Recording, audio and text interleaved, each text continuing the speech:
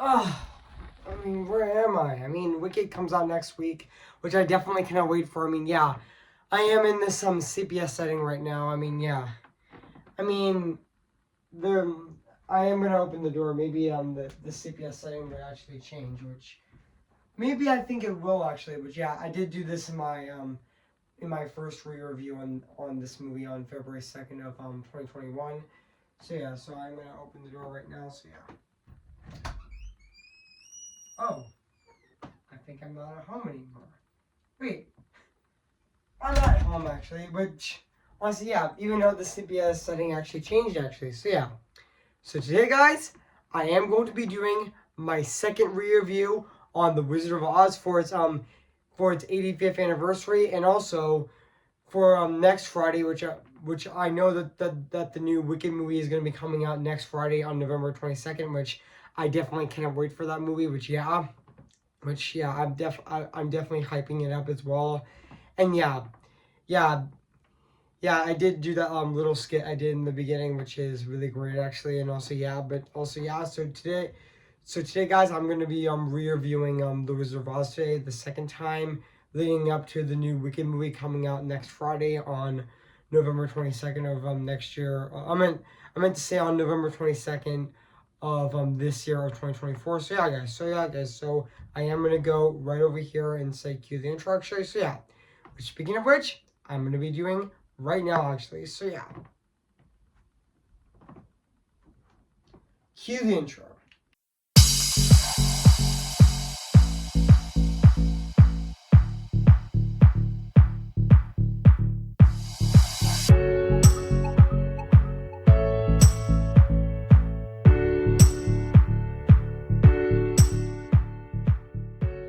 Yes, guys, in the beginning of the video, I did do a reference to the Wizard of Oz, where that iconic scene where Dorothy actually opens up the door and then goes into a more colorful Technicolor place actually. Which yeah, that we all do remember that iconic scene in the Wizard of Oz where Dorothy actually opens up the door. She in the house. She's still in the Symbiote setting, but when she opens the door, her house door, she's actually in the colorful world actually, in a more colorful place actually. Which I did do a reference in that in my in my second re-review on this movie. So yeah, which speaking of which, today, guys, I'm going to be re-reviewing this movie right now today actually. So yeah, guys. So without further ado, let's get this started. So I'm going to be reviewing this movie right now actually. So yeah. Hey guys, this is Elvin's Disney's Animation Film Fanatic 2024 here, and today, guess what, guys? And today, I'm gonna be doing my re-review, and this time, or should I say, I am going to be doing my second re-review on The Wizard of Oz. Came in the year of 1939. So yeah, guys. So I am going to read this plot on the internet right now. So yeah, guys. So when a tornado rips through Candace, Dorothy and her dog Toto were were swept away in their house, also to a land of magical land of Oz, and they follow the Yellow Brick Road towards the Emerald City to meet the wizard, and also and, and in route they met a scarecrow that needs a brain, a tin man that needs a heart, that is missing a heart, and a cowardly lion wants courage, and also the wizard asks the group to bring them to bring to bring in the witch's broom, to bring the broom of the Wicked Witch of the West to earn his help. So yeah, guys. So that's basically what the plot's about this movie. So yeah. So I did remember that this movie actually came. So yeah, I did remember that this movie actually did came out on at Green Bay on August 10th of 1939, and it did get released in theaters on in the United States on August August 25th of 1939, and also yeah, and yeah, I know Fun fact, guys, this movie had a very difficult production, which I didn't know that The Wizard of Oz is one of those classic movies that had a very difficult production. Which, yeah, which I know that Willy Wonka and the Chocolate Factory had that kind of like production issue actually, which I think it did kind of actually, but I think it did actually, but yeah, but which I'm not sure actually, but yeah. Also, yeah, I'm gonna be reading I am going to be reading the development on the movie right now. So yeah, so the production of the film began when Snow and the Seven Dwarfs showed that films adapted from popular children's stories and fairy tales would be successful. In January of 1938, a Metro-Goldwyn-Mayer brought the rights to L. Frank Baum's popular novel, The Wonderful Wizard of Oz, and by Samuel Goldblum, and also by Samuel Goldblum, and also Goldblum considered making the film as a mentor for Eddie Conner, Ellie Count Eddie Eddie Canner, and also who was under contract or should I say who was under contract to Samuel Goldwyn Productions, and whom Goldblum wanted to cast as the Scarecrow. And also, yeah, even the script went through also fun fact, the script actually went through several several writers and also recessions, and also Morgan Malloy's assistant William H. Cannon also committed that brief 4 page outline because the recent fantasy movies haven't been fared well, but they committed to tone down and remove magical elements in the outline, including the Scarecrow was a man that was so stupid that only employed aid employment and open into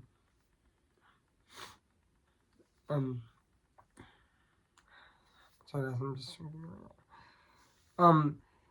open to him was scoring and crows from cornfields, and also the Tin Man also was a criminal so heartless that he was sentenced to the place of tin suit of eternity, and also the torture softened to make him somebody more gentler and kinder, and also Conan's version was too similar to Leslie Simmons 1925 film adaptation, which the natural elements were absent, which yeah.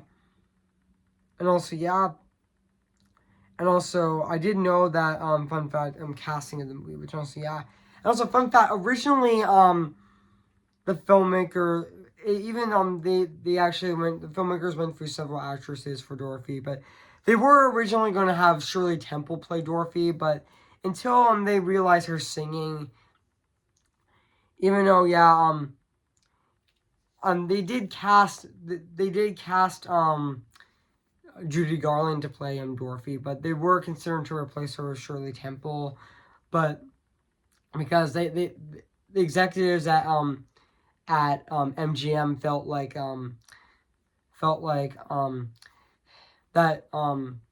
that Judy Garland was too old to play Dorothy, but yeah.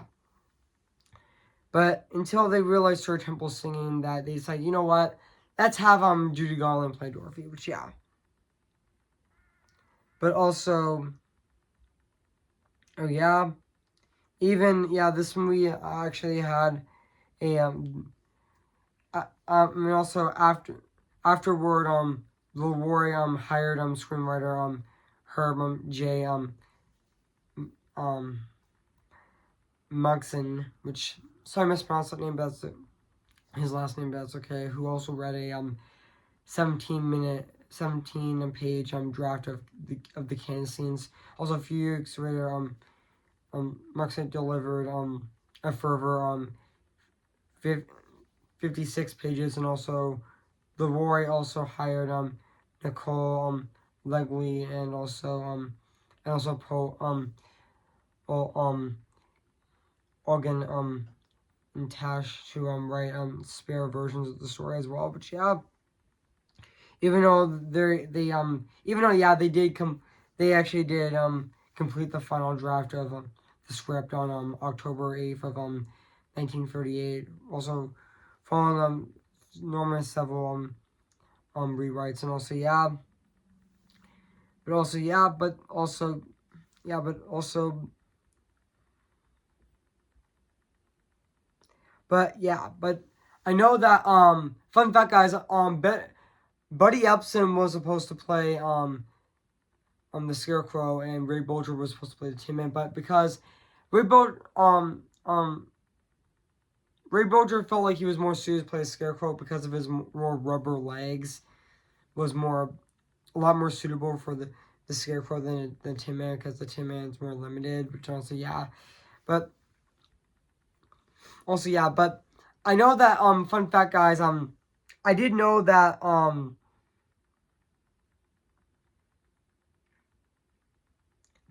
fun fact, guys, originally they actually cast I did know that they also cast Gail Sundergaard to play the Wicked Witch of the West, which yeah, and also but I forgot to mention that they also cast Ray Bolger to play um I mean, I forgot to mention that they also cast Bart Lahr to play the Cowardly Lion as well, which also and even the original actress that was supposed to, fun fact, guys, the original actress that was supposed to play the Wicked Witch of the West was Gail Sundergaard, but excuse me, guys, I just burped actually, so but honestly, Gail Sundergaard was originally going to play the Wicked Witch of the West, actually, fun fact. Also, fun fact, Mervyn LeRoy actually modeled the evil, fun fact, originally Mervyn LeRoy actually modeled the evil, I meant to say, not the evil queen. Fun fact, Mervyn LeRoy actually modeled the Wicked Witch of the West after I'm thinking that's just give me a second. Fun fact, Mervyn LeRoy actually modeled the Wicked Witch of the West after the evil queen from Snow White and the Seven Dwarfs, which also fun fact, she originally Gail Sonnegar was supposed to look that's the filmmakers were gonna go with, but they said, you know what, that's not how that look actually, and let's make her more like an ugly witch, just like in the book. But her Gail Sonnegar's ugly makeup definitely did get poorly received, so she quit the movie. So but I know that she didn't want to make herself look ugly, so she quit the part actually, and she did get replaced by Margaret Hamilton actually, which I know that she had a lot of she had she did have an onset accident, which I'm gonna get to a little tiny bit later. So and also and also fun fact, guys, I know that there is a lost version of the Wizard of Oz, even though there's no footage of it, but it still survives today to steal images. But also but I did know that Judy Garland had that had a blonde wig in it. And also but also even the look of the movie was different. Even the real Brick Road's more like spray painted, more spray painted, and more gave it a more cheap stage play vibe. And also and even but I did know that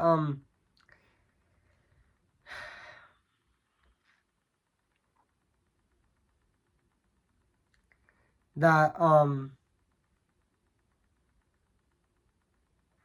that to that George Cukor also quit the movie as well. But, and also, even Ted Silvers also quit the movie, so he got replaced by Richard Thorpe, which Richard Thorpe actually only did like 12 days of filming.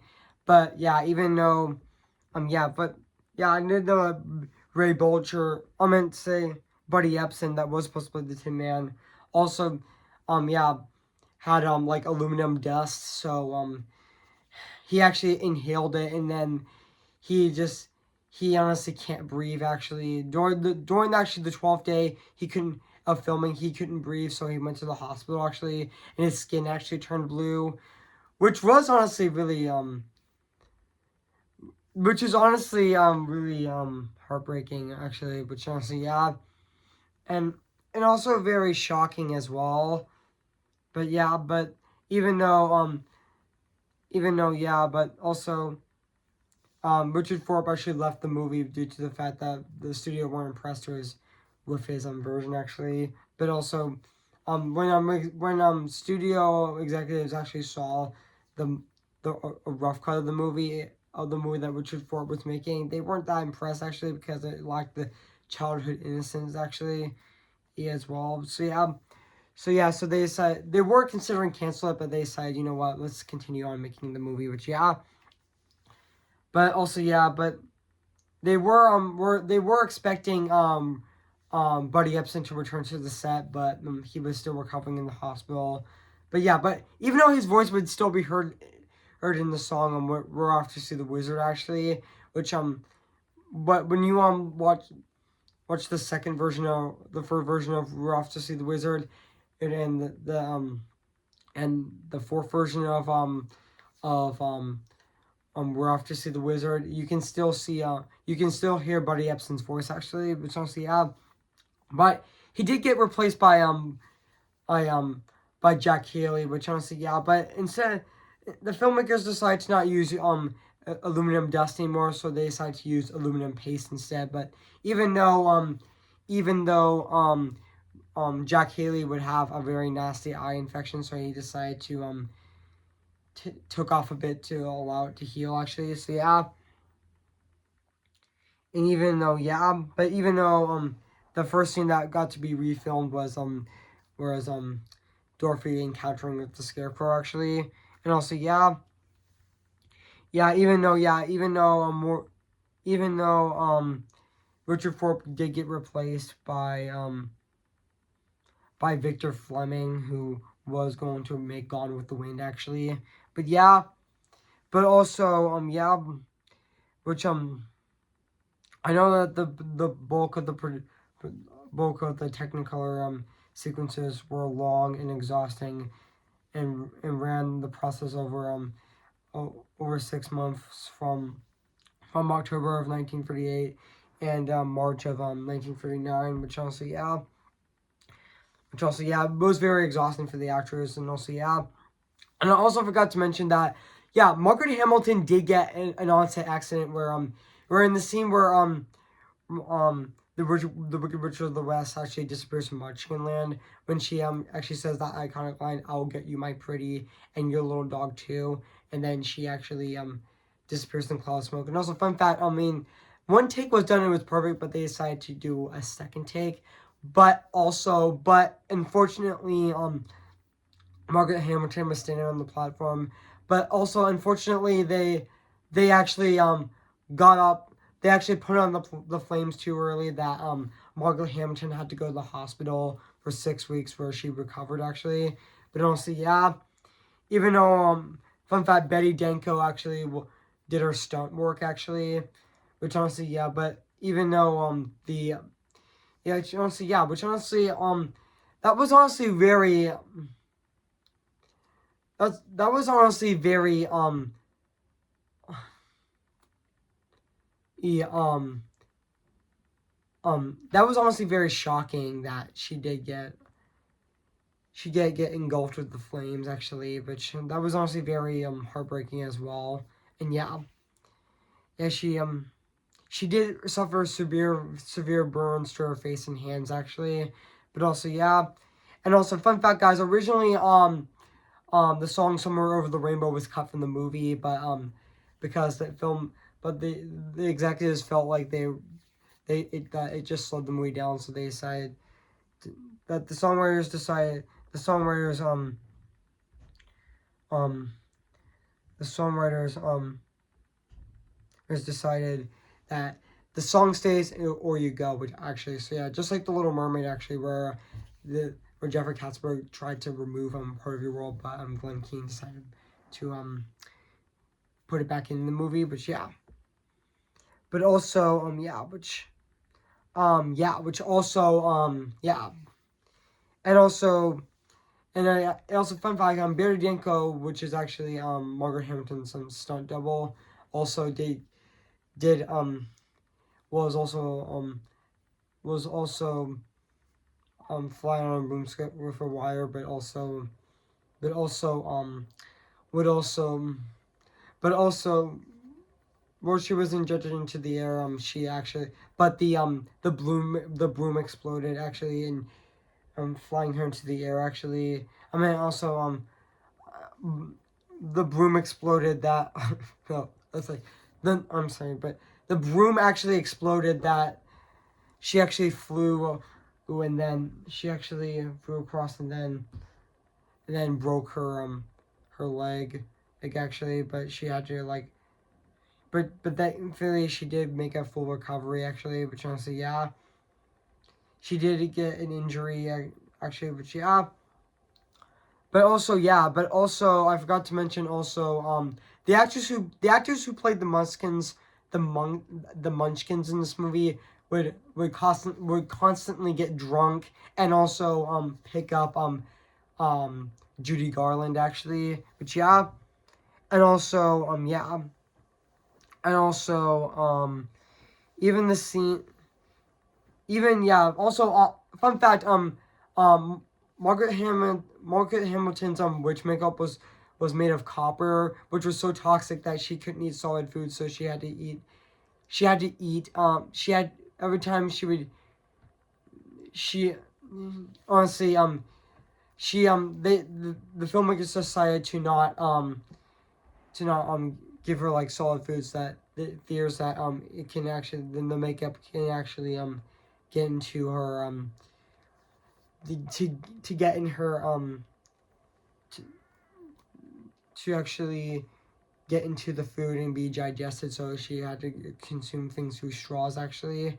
But also yeah, but also yeah, and also yeah, also fun fact is the tornado sequence was developed was was a costly colossal used cloth was also made to make the tornado flexible, was actually 35 millimeter stocking actually was actually picked up with a motor or a pickup truck actually, which yeah. But also the tornado was later recycled to the climactic scene in the 1943 musical Cabin in the Sky actually, which yeah. But also yeah, but also I yeah, and also filming actually. I know this movie was I know this movie had a very difficult shoot, but also yeah, but also I did remember that the the the snow in the poppy field scene is actually asbestos actually. They actually use asbestos actually, which is cancer causing actually, which yeah. But also yeah, but also Ray Bolcher's face, Ray Bolcher's um face um makeup would melt onto Roy Belcher's face, which made him harder to breathe actually.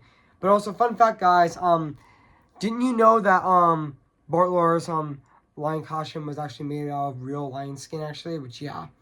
But also yeah, but also I did remember that the original cut of The Wizard of Oz was honestly 2 hours long. It was on, but the filmmakers decided to shorten to an hour and 42 minutes actually, which honestly yeah is really smart actually. So yeah, to improve the pacing of the movie, which honestly yeah, but also yeah, and also yeah, but even though fun fact guys, Victor Feldman had to leave the project to direct Gone with the Wind actually, which would later become the highest grossing movie of all time back then. But yeah, but also and also I forgot to mention that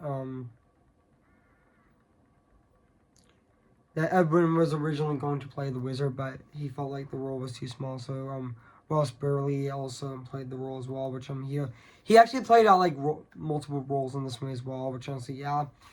And also, yeah, we do know that iconic scene in this movie, "There Is No Place Like Home," and even where the scene where Dorothy actually follows the Yellow Brick Road, and also even the scenes and with encountering with Oz, but they realized that. But the characters realized that were disappointed that the wizard wasn't real actually, but it turned out to be like a person that was pretending to be the wizard actually. But yeah, but also yeah, also Ken Victor also was brought on board as a director to finish up the movie, but also yeah, and it also took like 3 months of post production actually to complete the movie, and also yeah, even though there were scenes that were cut actually, especially especially the lines of dialogue of the Wicked Witch of the West that made her character more terrifying. Even though yeah, they are drawing jump cuts in this movie, but yeah, but also yeah, but also oh and even yeah, Margaret Hamilton uh, also played remarkably a similar Wicked Witch in Judy Garland's movie Babes in Arms actually, which she was also in that movie, which yeah, but also which I know this movie had a very difficult shoot, so yeah guys, so yeah, I did talk about a lot in this review actually about the production history of this movie, so yeah guys, so what do I think of this movie? I have to say this is definitely a classic um this is definitely a classic I would say The Wizard of Oz is definitely a classic I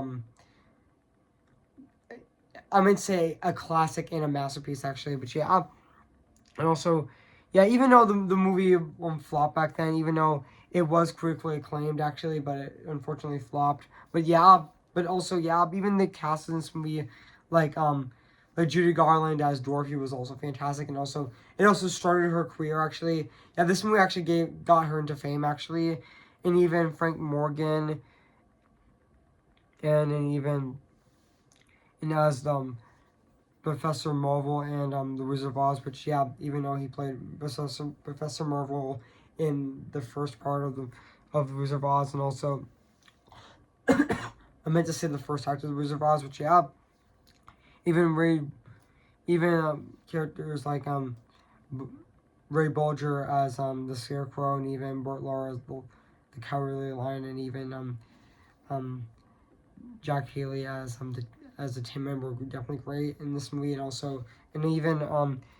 even Billy Burke as Glinda, which I know that in the new Wicked movie, I know that Glinda's dress is pretty much a mixture of the Broadway show of Wicked and even the 1939 Wizard of Oz, which honestly, yeah, Billy Burke actually does play Glinda, which she does really good in that movie, and even especially Margaret Hamilton as the Wicked Witch of the West, but she also played Miss Gulch as well, but yeah, but also yeah, but I know she gave a very legendary performance, which honestly, yeah, I know that there were kids that were terrified of her, actually. But Margaret Hamilton in real life seemed like a really nice lady, actually, which honestly, yeah. Yeah, Margaret Hamilton seemed like a really nice lady, actually, but yeah. And yeah, but also, even though this movie was critically acclaimed, it was unfortunately a flop back then, but yeah. But it was highly beloved later on, which honestly, yeah, the movie became very popular the years to come actually, and especially it actually turned 35 years this year, so yeah. And also and also even I forgot to mention that the song the Jitterbug was going to be in the movie, but it got cut because it slew down the dramatic tension, which I did know that actually, but yeah. So me guys, I just burped actually again. So yeah, which I know that song did get cut in the movie, but you know, so yeah. But also, yeah. But also, yeah. But also, let's talk. Let's talk about the music and the score of this movie, which is actually composed by and the songs of this movie. I forgot to mention the songs. So yeah.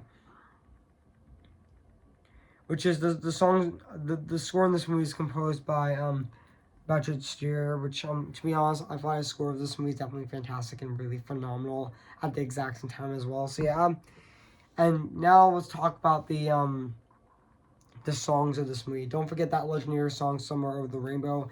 That song became so iconic. I did know that there was originally going to be a replay of "Somewhere Over the Rainbow" that was supposed to be in the movie actually, but that got cut due to the fact that it would have been too sad actually, and even the triumphant return where where the wicked witch of the West's guards actually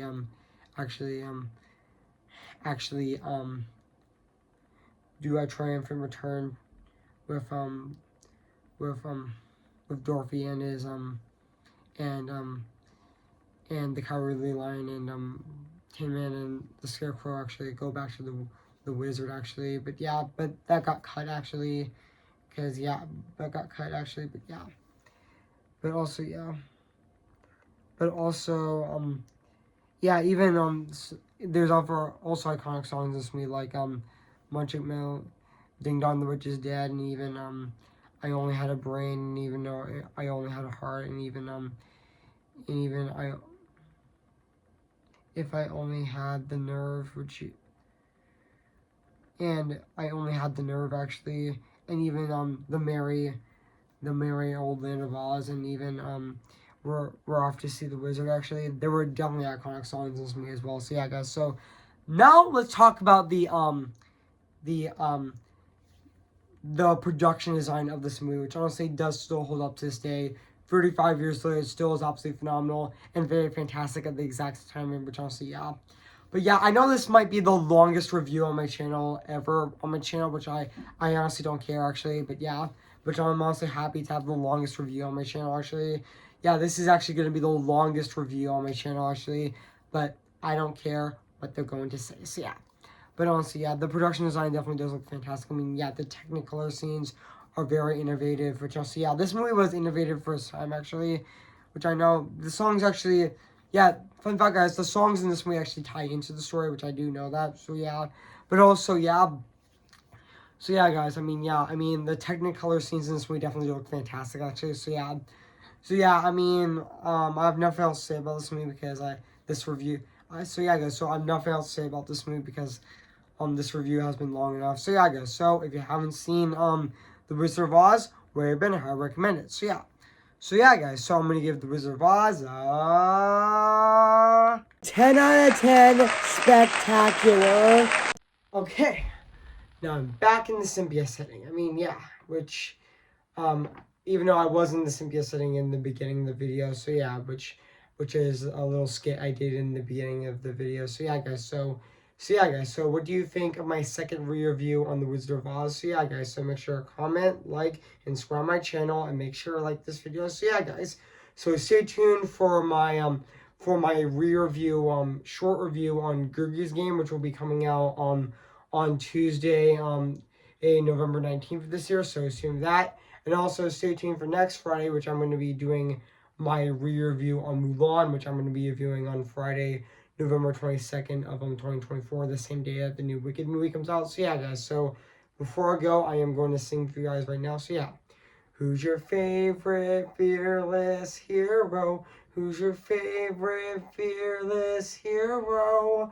We don't talk about Bruno, no, no, no. We don't talk about Bruno, but it was our wedding day, we're getting ready, and there wasn't a cloud in the sky, not just a loud in the sky. Bruno walks in with a mischievous grin, thunder, you told the story, the song go wrong. Bruno says it looks like rain. Honey, tell him for you doing so. He floods my brain. On a cupola, buried in a hurricane. The drum that saved on anyway. We don't talk about Bruno, no, no, no. We don't talk about Bruno. Remember me, though I have to say goodbye. Remember me. Sailing the horizon, can't wait to reach my island. All the reason and the life are meant to be, all that comes to me. Future of Montanui, connected the boat for legacy. Oh, finally, we're back to who we're meant to be. Tell them how I defying gravity. I think I'll try defying gravity, and you can't pull me down. I'm just Ken, anywhere else I'd be a 10. Isn't my destiny to live in bar and life of property? I'm just Ken, anywhere else I see is a friend. Wouldn't it take for her to see the man be highlighted and fight for me? See the light where the sky meets the sea. It calls me, and no one knows before it goes. If the wind in my sail and the sea stays behind me, one day I'll know how far I'll go. Oh, okay, guys. I'll see you guys in my next review. So yeah, guys. So I'll see you guys later, and bye.